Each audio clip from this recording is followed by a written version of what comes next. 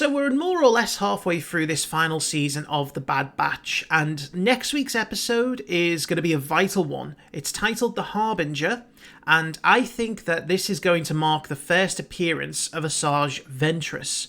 Now, potential spoilers for, again, the rest of the season and the end of episode 8 if you've not seen that. So if you don't want to be spoiled to anything, it might be best just to turn away now. This is still very much a theory, but it's one that I think I have a lot of evidence and I'm very confident in it being true. So, the end of episode 8, we see Fennec Shand communicating with a mysterious figure. If you were paying attention, you might have heard a sort of familiar theme in the background. Asajj Ventress's theme. I think that's who it is that Fennec was talking to. It makes sense because you think about Asajj Ventress. She is someone who is a Force user. She has done some bounty hunting work in the past, so she would know about midichlorians. She might be keeping her ear to the pulse of what the Empire is doing. Might be that she's been hunted herself by the Empire for being a former Force user. But there is another thing that I think ties her directly into this, and it might give her some motivation to join the Bad Batch in taking on the Tantis facility. And that is, and as I've previously mentioned, the Vault. I think Quinlan Vos is 100% in the Vault.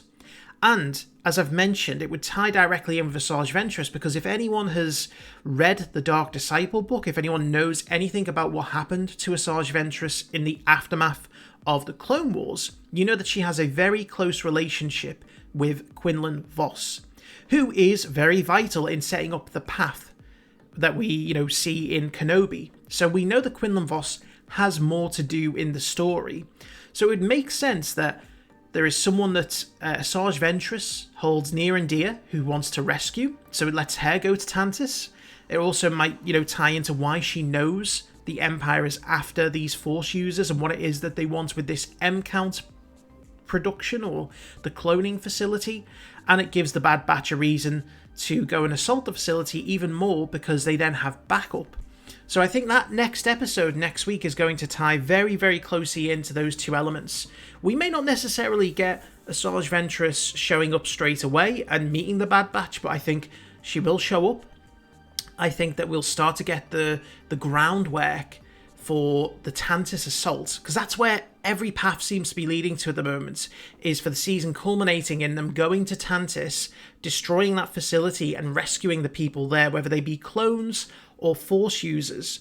And this would, again, give us some reasonable explanations as to why Asajj Ventress is in the story. We still don't know how it is she's alive or how she came back, but it would definitely make sense that Fennec Shand would know and be working with her, given, Asajj's history. So she's probably a very well-known figure in the bounty hunter circles.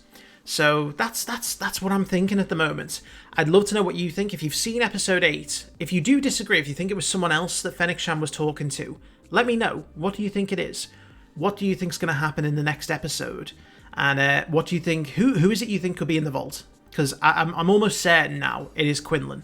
Because again, they are going to want to start exploring more of that, post episode 3 and pre-episode 4 content. And I think one of the, stories they may want to tell is the paths. And to do that, they're going to need Quinlan Vos, because he's clearly a big part of it. So let me know your thoughts in the comments. Thank you for watching, and I will see you very soon.